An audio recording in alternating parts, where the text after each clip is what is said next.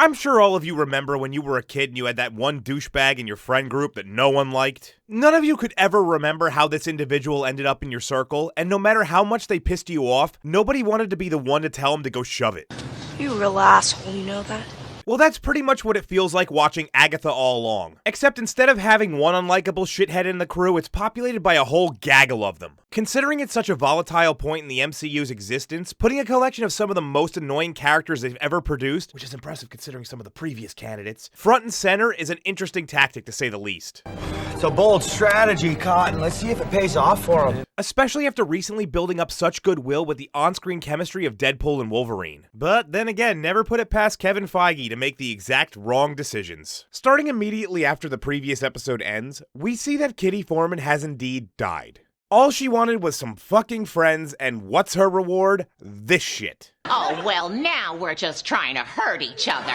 Rather than say something nice about the deceased, the bitches all just talk about other shit around the corpse. For all we know, her mother died on the road, too. My mom did die on the road. We don't know that for sure. She died on tour. Hotel fire. Because according to Disney, this is the ultimate sign of respect one could be given post-mortem, being ignored in the MCU. Agatha gives an incredibly disingenuous eulogy, and tries to get the Coven to proceed on as if they didn't just witness an innocent middle-aged widow die of drinking wine of all things. What's the problem now? A woman is dead, Agatha. And Alice and Teen are kindly digging a grave for her. Mrs. Hart was a bad draft pick. More power for the rest of us. Let's not bicker and argue about who killed who. Jada Pinkett Bitch points out that they once again have a serious issue of having an incomplete coven, though they literally brought along a random gardener, so it was never complete to begin with. Agatha just says, nah, we don't need her, and makes up some random shit about a song that they all know by heart. Burn and brew with Coven 2. With Coven True. Because who the fuck needs rules in this obviously rule-driven society, right? After playing the blame game, they all come to the agreement that they actually do need a replacement Green Witch. They just have to be careful and specific. Flamer breaks out a random spell book he had that no one mentioned up to this point, and they give their specifics. May she be strong and wise, and the best at her craft. May she be smart and not annoying, and also not super political. May she be pleasant looking? Can she bring some Advil? After finalizing the spell, we're treated to more out-of-place Japanese horror movie, whatever the fuck this effect is called. Well, hello again. I see that you're just a bit dirty. That's okay, I like it dirty. Well, I guess it's about that time again. While I'm preoccupied, I'll let her explain why she's here. How did you? I was in the neighborhood. I was in the neighborhood. Surprise, my lady. Surprise, motherfucker. Sorry about that, I'm back, and I seem to have broken my previous record. Agatha storms away, refusing to discuss Wet Dream's presence with anyone. Clearly there's more history here than we were originally meant to believe, but what could it possibly be? I don't know. It's time to play everybody's favorite game show, Name That Disney Trope, where I give you 4 generic narrative tools that seem to occur in every single Disney property. So is their connection A, they are long-lost siblings who were separated and one seeks revenge? B, they are feuding over which one of them is actually in the right despite both being terrible people? C, they are lesbians who have been shunned by society due to their beliefs? Or D, Dark Hour wishes he could cancel Disney+. Lock in those answers and we'll check back later. The rest of the bitches debate over how they feel about the whole situation. You're a Green Witch? More the Green Witch. We know nothing about her. We know Agatha hates her. I'd say that goes in the pro column. Do I hate her or do I want her phone number? What a scary bitch. See, it's not just me, they say it too. As they continue to walk, they encounter yet another house, one that Mall Cop refuses to enter. Pass. Go back, go around, go anywhere but in that house. Despite her protest, the road decides they are going in whether they like that shit or not. Entering the front door, they are turned into 70s caricatures as it seems they've entered the fucking Brady Bunch house. By the way, why the fuck would you kill off Kitty goddamn Foreman before you have them enter the 70s? What is going on in your head? That material writes itself, but I guess the word assemblers don't even realize what they have at their disposal. Scouring the house for clues, they all begin looking in different rooms. Again. You go southward! I'm gonna walk here around in a circle. And all encounter rather bizarre home decor. Coming across a portrait of Lorna Wu, we realize that this is in fact the childhood home of Mall Cop. She was trying to open the road, wasn't she? Her fans were her coven. Then Moaning Myrtle has another random moment of insanity. Am I wispy or am I kooky? Alice, don't. Don't what? Pardon? Wet Dream corners Agatha in the recording studio where they have a rather sexually charged conversation. Exclusive here on Disney Plus, the children's streaming service. It's revealed that the two of them had a partnership in the past where Agatha's job was to kill bitches, steal their power, and deliver the bodies to Wet Dream, making this our first hint that she might be Lady Death. But while the conversation occurs, Agatha presses the play button on the microphone, which suspiciously works in this illusion house, and the entire coven overhears them. That's my coven you're talking about. I'm not that kind of witch anymore. Just before the other bitches can string Wet Dream up by her tits, Flamer turns on a record player that plays songs backwards. Which of course is the universal Hollywood sign of devil worship. In the name of Lucifer, spread the blood of the innocent. Chicago kicks ass. This means they've now been cursed because why not? I think this means the trial's started. Why are you smiling? She's a tourist. She's a psycho. But what is this curse and trial? Well, all of a sudden their skin starts burning, but the curse is apparently easily remedied with a circle on the ground. So like, why don't they just draw a big one of these fucking circles while they figure out the rest? I don't know. Also, what is the rest? What if we locate and reason with the witch who cast the curse? Once vengeance is loosed, you can't reel it back in. The only way to end a curse is to face it. Yeah, I get that, but at least temporarily put a protection spell around everyone? Seems retarded not to. As it turns out, the burning is from some sort of demon manifestation of a generational curse that's been hanging around Mall Cop her whole life, making it a living hell. I thought it was me. That it's my fault that I can't keep a job. That everything I touch turns to shit. Look, Bob Iger, no need to have them insert your confession to the board members into the script. While they all nag each other, the curse smacks Flamer across the room through the window of the recording studio. With absolutely no clue how to finish this trial, Agatha seemingly pulls a solution out of her ass. We have to play Lorna's ballad. Using some absurd logic, they figure out that Lorna's version is a protection spell. You should have burnt to a crisp years ago, but here you are. Somewhere, someone is playing that song that you hate so much. Okay, but statistically, that's impossible. It's a song from the 70s, which was popular in its time, but it still was niche amongst witchcraft enthusiasts. So yes, while someone could theoretically be playing it at any given time, we were already shown that a split second is all that is required to grab a bitch if the song isn't being played. Odds are slim that every second of every day it's being listened to. Well, whatever, who cares? Let's see what kind of musicians this set of menopausal crones are. Down, down, down the road. Wait a minute, are you telling me I have to sit through this goddamn song again? Seriously? It just clicked that they are basically doing the thing from the first episode for a second time. No wonder this show is slated to be 9 episodes, it's repetitive as hell. We're not even halfway yet, and we've already had 2 forms of the ballad and 2 trials in suburban houses. My guess is that going forward, I will hear this song at least 3 more times. Someone made a tape of something dying or something. And I might as well get my fictitious estate license, as each trial is going to take place in whatever sets Disney has left over from their failed sitcoms. Anyway, I don't want to get tied up too long in this random-ass rock star fantasy the cast is indulging itself in, so I'll just list the things that happened differently from the last time. The artwork bursts into flames. As they continue to play, the demon appears and, much to my surprise, isn't 100% CGI.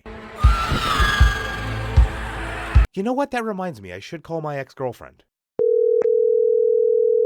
Your call has been forwarded to an automatic voice message system. Is not available. At the tone, please record your message. When you have finished recording, you may hang up or press 1 for more options. Hey, boo, just thinking about you. How you doing? The demon attacks Mall Cop and she turns into fucking Adele.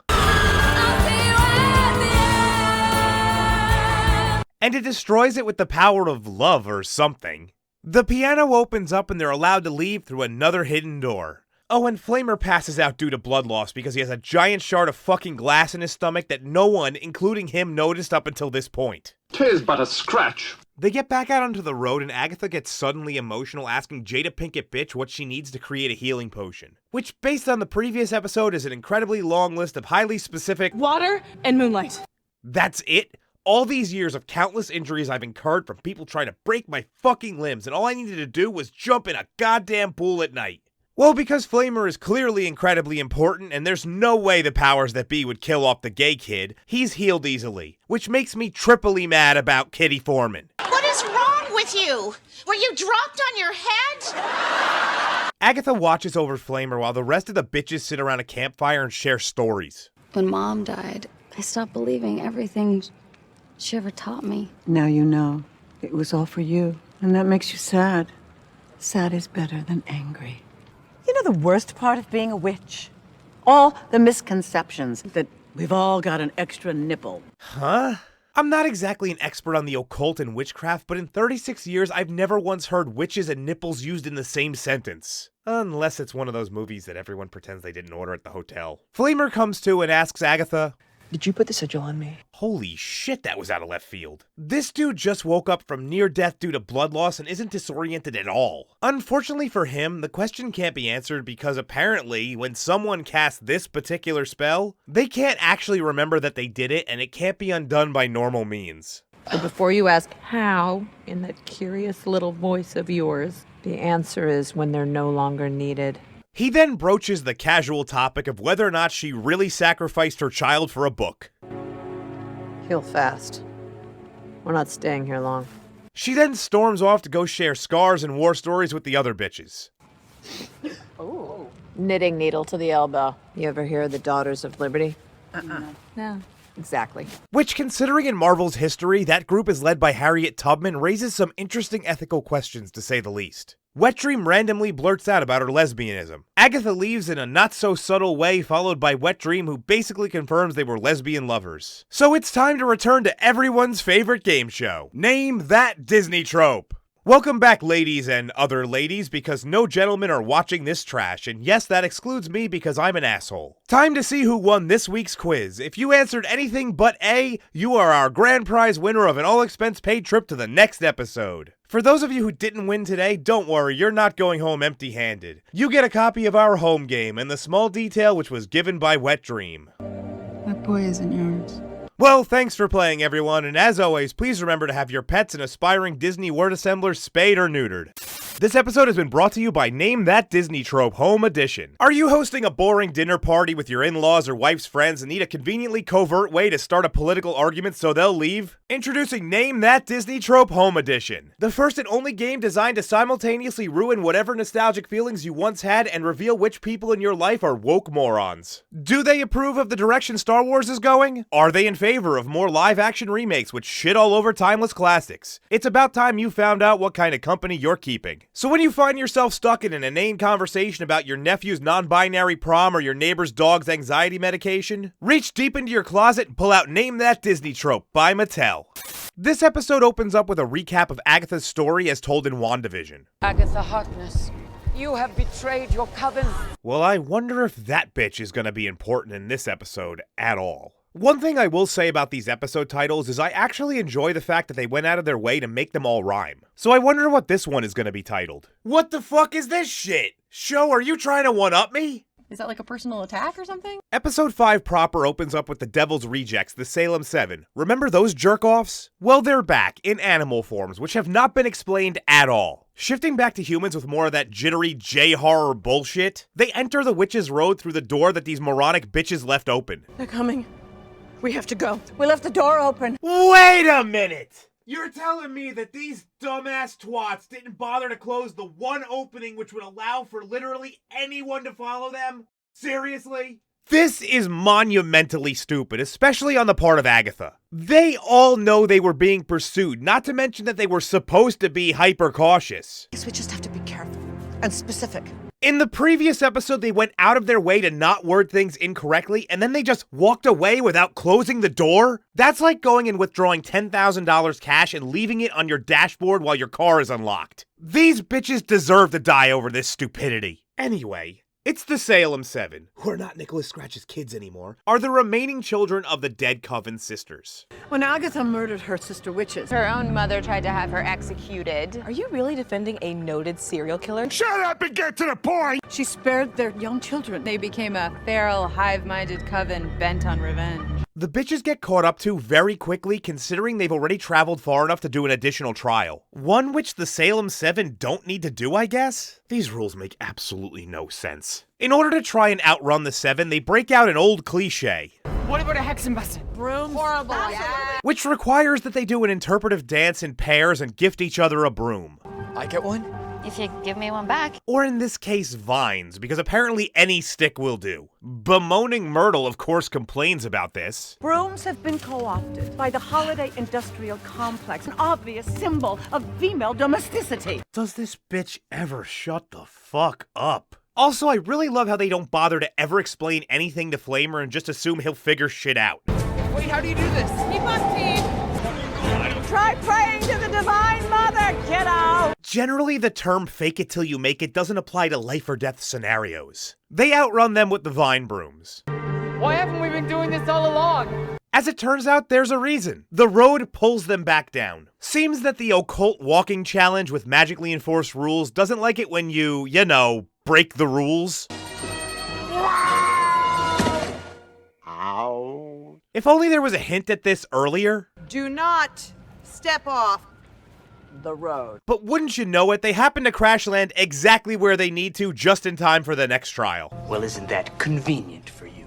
And the clock. And also, once again, they narrowly escape the Grudge into yet another house. They are transported into an 80s slasher flick. I do appreciate that they are at least trying to do the WandaVision thing in a unique way, but it's still been done before and it ended badly. They'll never know what you sacrificed for them.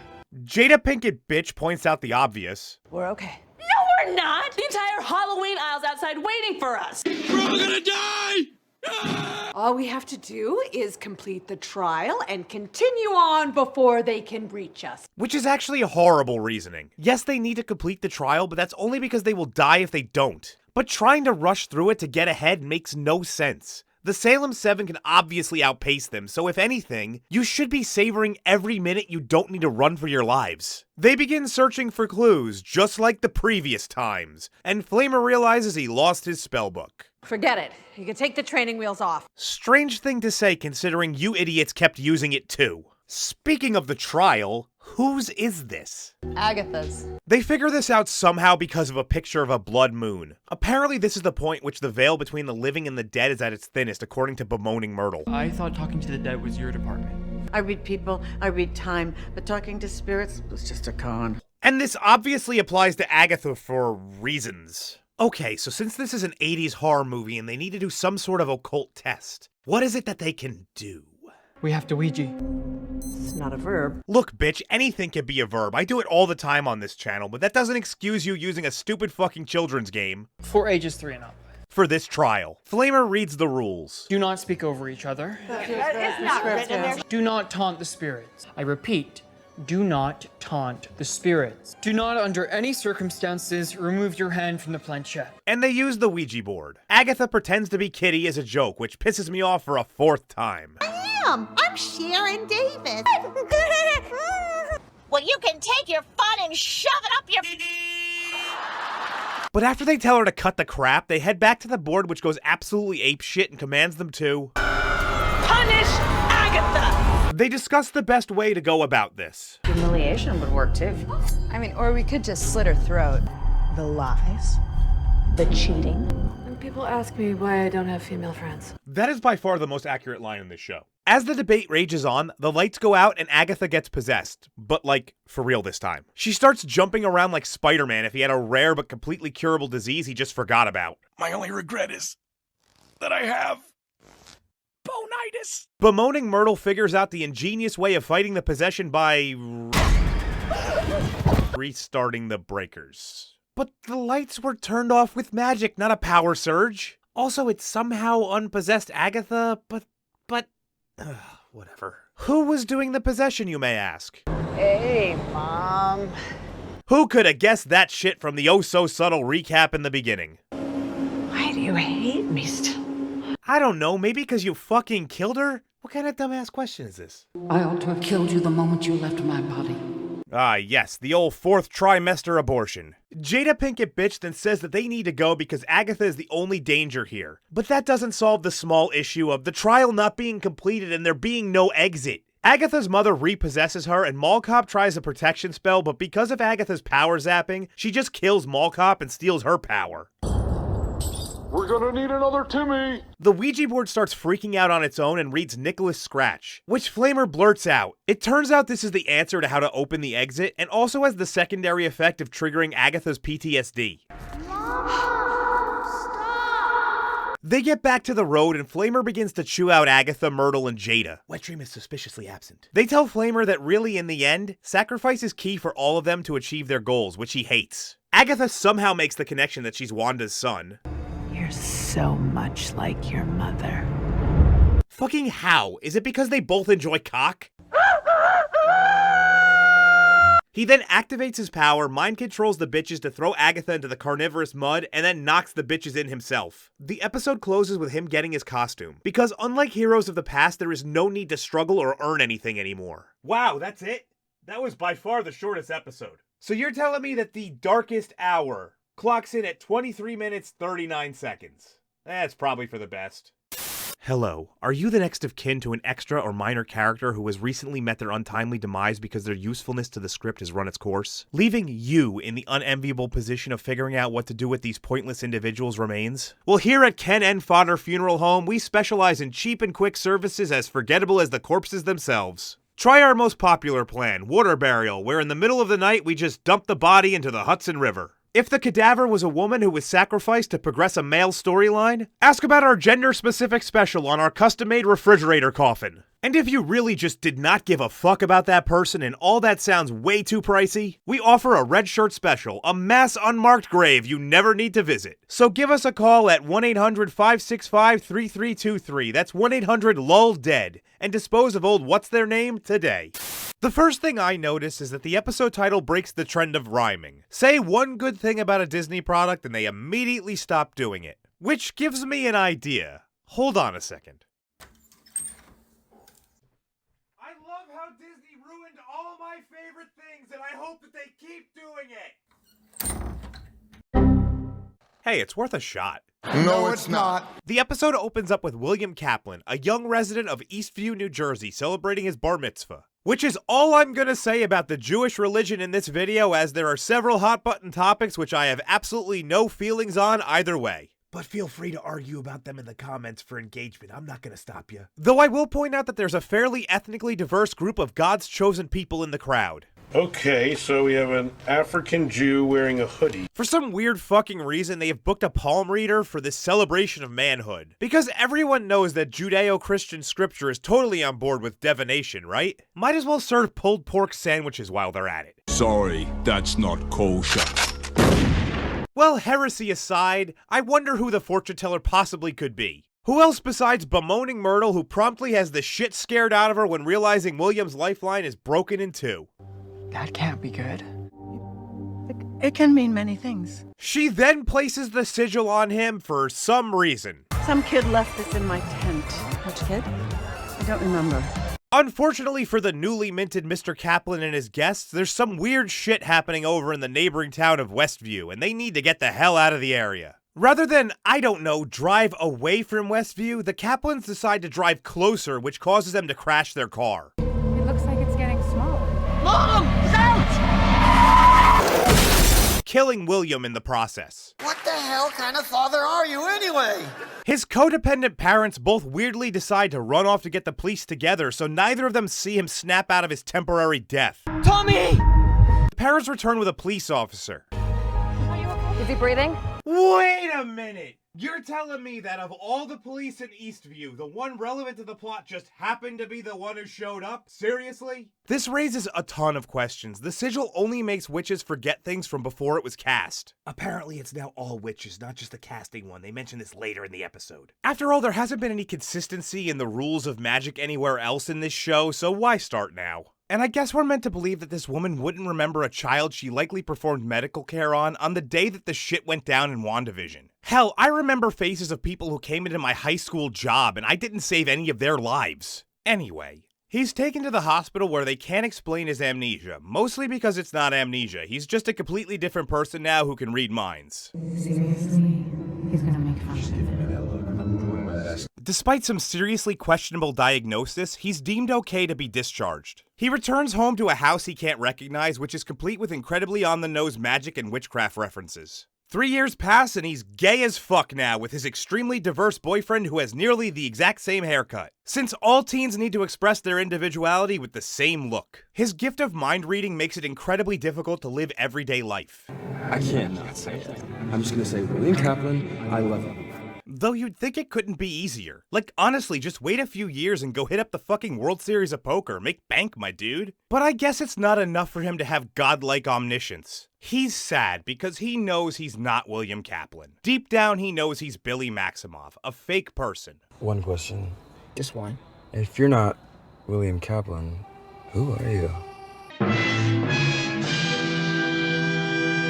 In order to determine that, he needs to do a ton of research on his psychopath mother, his sex robot father, and the Westview incident. He has been gathering everything he possibly can about Westview, however, try as he might, there's some information he can't obtain. As is to be expected, that weird magic anomaly from 3 years ago has a government cover-up, just like everything in the MCU. I thought that turned out to be some Avengers training exercise gone wrong. What's worse yet is that no one that experienced Wanda's mind control will talk about it. Hold on, that can't be right. Like, no one will talk about it? Also, they need to complete the trifecta, so while he's busy assembling his dossier files, the ad that plays on his computer just so happens to be Jada Pinkett Bitch. Because they need to make sure he has some connection with everyone he could possibly encounter. In order to connect the dots of exactly what happened, he turns to the one place left that is untainted by bias and censorship. I did find this guy on Reddit. He used to live there. Meeting with seemingly the only person willing to speak on the subject, Flamer and Black Flamer meet this shady individual in an empty parking garage. Couldn't have met him somewhere with lights, or people. This is where he suggested. That's my point. Because generally when you find a strange man on the internet willing to meet for money, they always end up being exactly what you expected. You found a hitman online. Skilled professional with years of experience in domestic and international wet work. Your ad said you do wet work. That's correct. I urinate on other men for money. What was that? What did he say? It turns out this eccentric individual is none other than Randy Boner. You can just call me Ralph. Randall. Call me Randall. The fake Quicksilver from WandaVision. Side note, I'm still pretty pissed that they squandered such a golden opportunity to do something really cool with that show just to make a boner joke. Well, Hard Penis explains what it was like in the mental prison. Wanda had the whole town acting out this weird, sad sitcom plot. It was like watching yourself on TV inside your own head, but you couldn't turn it off. And how it was made even worse for him because of Agatha. I didn't just suffer like the rest of the yahoos in Westview. She called me her husband, but I was her puppet. But despite all this incredibly cryptic information, Flamer is able to figure out who he really is. Wait, Wanda and Vision have kids? Twins. What were their names? Billy and Tommy. Through the clever use of Google, or in this case, Lookie, he finds limited information about Agatha and via reverse image search somehow finds pictures of her through history. Why a completely evil megalomaniac serial killer witch would have a paper trail is beyond me, but it serves the plot, so just don't ask questions. Of course, as this is all going on, the record he's playing in the background is The Ballad of the Witch's Road by Lorna Wu, because subtlety is definitely this show's strong suit. With all the reference boxes checked, it's time to recreate the scene from episode 1. You see, he wants to perform a reversal spell on her so he can ask her to help him get to the road and recover his brother. In order to do that, he needs an item of personal importance, so he's gonna have to break into her house. How exactly is he gonna know which item he needs? Okay, I'm gonna go ahead and hit you with an...